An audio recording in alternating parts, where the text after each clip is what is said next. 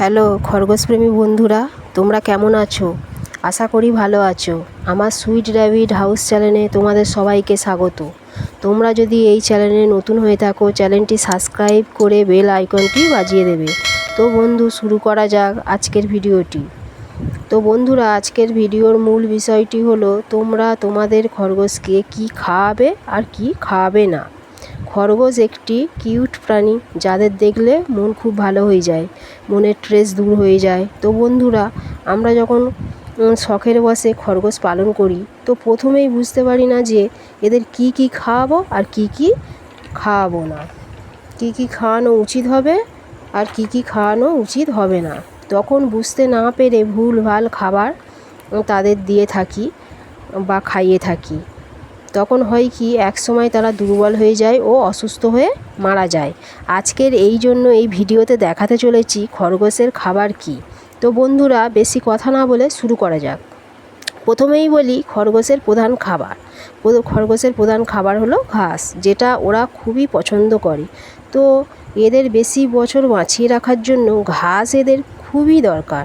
খরগোশকে তোমরা নিয়মিত 80% ঘাস দেবে। ঘাস খাওয়ালে হবে কি বন্ধু, ওরা অনেক বছর বাঁচবে। বর্ষাকালের সময়টিতে ওদের হে দেবেন।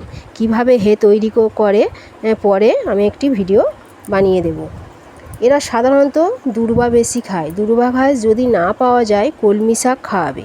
এছাড়া কলা পাতা, আম পাতা, তেলাকচু পাতা খেলে এদের দুধ বেশি হয়। এছাড়া আনাজের খোসা, ঝিঙে, কুমড়ো, লাউ, তোমরা যেসব আনাজ বাড়িতে রান্না করো সেই সব আনাজের খোসা খাওয়াতে পারো।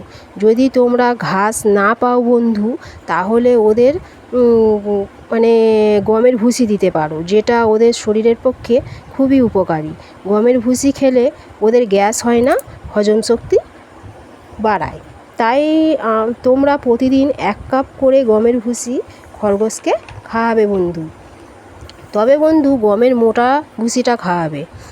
পরবর্তী খাবার হলো বাঁধাকপি পাতা, ফুলকপির পাতা, গাজর, শসা। ঠিক আছে, এইগুলোও খাওয়ানো যাবে, কিন্তু খুব বেশি পরিমাণে নয়, অল্প পরিমাণে খাওয়াতে পারো। ওদের সবসময় কিন্তু জল দিতে হবে বন্ধুরা।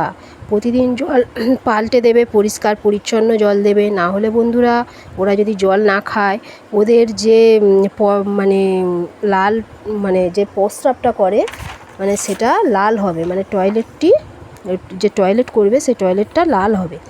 এবার বলি খরগোশকে তোমরা কি কি খাওয়াবে না।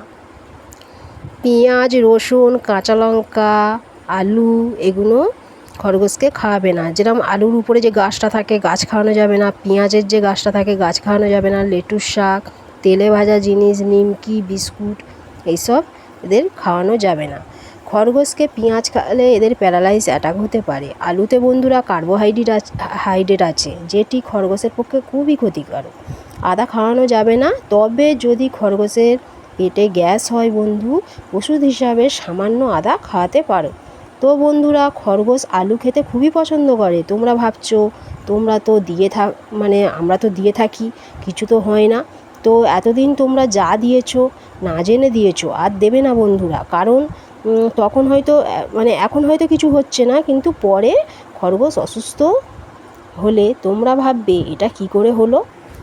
এবার বলি বন্ধুরা, তোমরা ফল কি খাওয়াবে।